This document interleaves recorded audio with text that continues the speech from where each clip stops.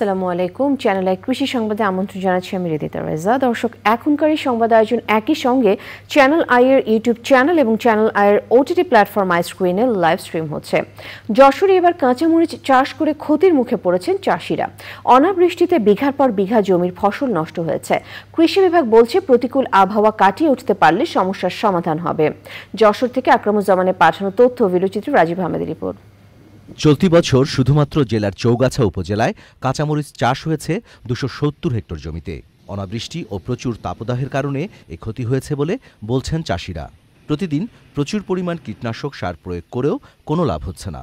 অন্যবারের থেকে আবার অনেক খরচ করেছে, কিন্তু এবার যেভাবে দাম আছে আমরা যদি ঝাল তুলতে পারতাম তাহলে অনেক লাভবান হতাম। ঝালে প্রত্যেকদিন সারটা দেওয়া আছে, তেল তারপরে ওষুধ দেওয়া আছে, কিন্তু কোনো উপকার হচ্ছে না। ঝালের অবস্থা তাপের কারণে জমি মাথা ছাড়লে না, ঝাল ধরতে পারলে না, এই কারণে ঝালের দাম বেশি হয়ে গেল। পুরা একটা মৌসুম, সেই মৌসুমে একেবারে মরিচ উঠছেই না। উৎপাদন কম হওয়ায় বাজারে সরবরাহ কমে গেছে কাঁচামরিচে, এ কারণে দামও বেশি।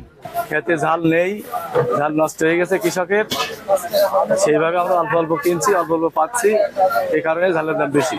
কৃষি বিভাগ বলছে প্রতিকূল আবহাওয়া ও পোকার আক্রমণে মরিচ গাছের পাতা ও ফুল ক্ষতিগ্রস্ত হয়েছে। কিছু কিছু গাছে ভাইরাস আক্রমণ হয়েছে, তো আমরা কিছু কীটনাশক সাজেস্ট করছি। ইমিডাক্লোরোপিড গ্রুপের কীটনাশক দিলে আমাদের এই ভাইরাসগুলো আমরা দূর করতে পারবো। আর ভাইরাস আক্রান্ত গাছগুলো আমরা তুলে ফেলে মাটি চাপা দিতে পারবো। চলতি বছরে যশোরের ৭২৫ হেক্টর জমিতে কাঁচামরিচের আবাদ হয়েছে বলে জানিয়েছে কৃষি বিভাগ। Rajib Ahmed, channel I. দিনাজপুরে চালকলের কালো ধোঁয়া ছাই বর্জ্যের বিরূপ প্রভাব পড়েছে ভুট্টার ফলন ও গবেষণায়। উন্নত জাতের ভুট্টা গবেষণায় এগোতে পারছে না বাংলাদেশ গম ও ভুট্টা গবেষণা ইনস্টিটিউট। চালকলের কালো ধোঁয়ায় ভুট্টার গবেষণায় ব্যাঘাত ও ফসল নষ্টের বিষয়ে পরিবেশ অধিদপ্তরে লিখিত অভিযোগ দিয়েছে বাংলাদেশ গম ও ভুট্টা গবেষণা ইনস্টিটিউট। দিনাজপুর থেকে শাহ আলম শাহির পাঠানো তথ্য ভিডিওচিত্রে আল মুকসিদের রিপোর্ট।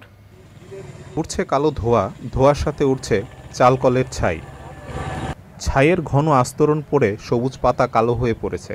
পরাগরেণুর স্থায়িত্ব ও প্রজনন ক্ষমতা কমার পাশাপাশি মাটি থেকে গাছের খাদ্য গ্রহণ ও স্বাভাবিক বৃদ্ধির প্রক্রিয়া ব্যাহত হচ্ছে। বাংলাদেশ গম ও ভুট্টা গবেষণা ইনস্টিটিউট গবেষণা কার্যক্রম ব্যাহত হওয়ার পাশাপাশি কৃষকের মাঠেও একই প্রভাব পড়েছে। এতে উৎপাদনে ব্যাঘাত ঘটেছে। ক্ষেতের পর্যাপ্ত পরিমাণ ক্ষতি হচ্ছে। মোচার উপর ছাই পড়ে মোচাটার কি বাজে অবস্থা হয়েছে, ফসলের অনেক ক্ষতি হচ্ছে। গবেষণা প্রতিবন্ধকতা সৃষ্টি ও ফসল নষ্টের বিষয়ে অভিযোগ করেও কোনো প্রতিকার পাচ্ছে না বলে জানিয়েছে বাংলাদেশ গম ও ভুট্টা গবেষণা ইনস্টিটিউট। এই যে মিলের এই যে ছাই যেটা আছে, এই ছাইয়ের কারণে আমাদের এই ডিজিজ স্কোরিং যখন করে, অ্যাকচুয়ালি ছায়ের কিছু কিছু ডিজিজ আছে যেটার সিমটমগুলি মরা ছায়ের মতো লাগে। তো এইগুলি হয়তো কনফিউজ করে ফেলে যে অ্যাকচুয়ালি আমাদের প্যাথোলজিস্টরা বিডার যখন কাজ করে। চালকল মালিকরা অভিযোগ অস্বীকার করে বলছেন নীতিমালা মেনে কলকারখানা নির্মাণ করেছেন তারা। দেশে যেমন শিল্পায়নেরও প্রয়োজন আছে, দেশে আবাদযোগ্য ভূমির প্রয়োজন আছে, বসতবাড়ির প্রয়োজন আছে, বিশ্ববিদ্যালয় গবেষণা কেন্দ্র সেগুলোরও প্রয়োজন আছে। নির্দিষ্ট স্থানে নির্দিষ্ট জিনিস থাকবে এবং অনুমোদন কর্তৃপক্ষ সেই মাস্টার প্ল্যানকে ফলো করবে।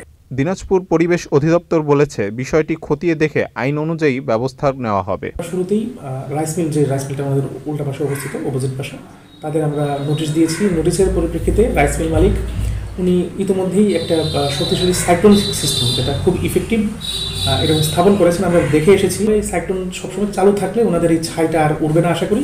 সঠিক ব্যবস্থাপনার মাধ্যমে পরিবেশ রক্ষার আহ্বান সংশ্লিষ্টদের।